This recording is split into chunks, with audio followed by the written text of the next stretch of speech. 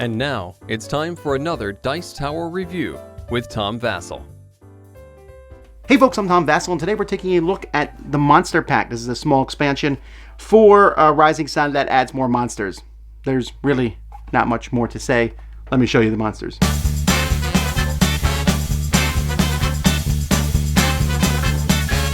So this is a pretty small expansion here. You're just going to get 4 new monsters. On the back here, you'll notice these are not part of any particular set. So as the game has more monsters, I'm sure you'll see more monsters show up eventually. If you want to, you can add 1 or 2 monsters to the top of each pile. So this just brings more monsters into the game. So taking a closer look at each of the monsters, the Oni plagues here. Whoever has higher honor than you cannot move figures into this province. So if you have low honor, this guy keeps people away from you, from attacking you.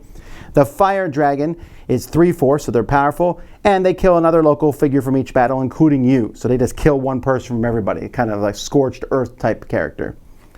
Then this Spider Lady, who's super gross, she takes control of someone else until the end of the battle. So there's that. So she essentially counts as 1, or well 2, I guess, but it says, just the usefulness of subtracting 1 from someone else too is there.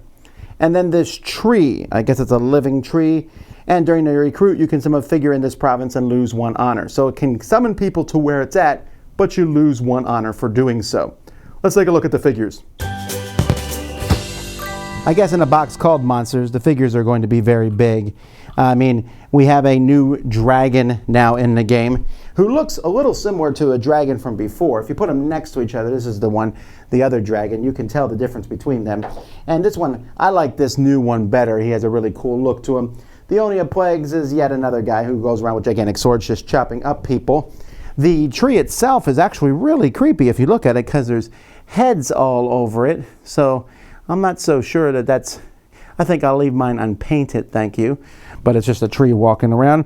And then the Spider Lady here, who actually comes on a plastic thing, and she stands on a stand. It's very nice and demure with that umbrella. And on a spider, or she's part of the spider. I'm not really sure. It's gross either way you think about it. Well, there you have it. For me, this is a must-buy, but for me, right? Because I just want more monsters. You don't need these. There's already a lot of monsters in the base game. This is just 4 more monsters. They're big. That's why they're in this box. The more monsters, the merrier. So this, essentially, if you play with this, you can add these 4 monsters to your game, and they'll show up in every single game, which gives you a bigger pool of monsters to come from. If you play with other monsters from the Kickstarter, or maybe other ones they make as time goes by, you only use 1 or 2, so you shuffle the cards and pick 1 or 2.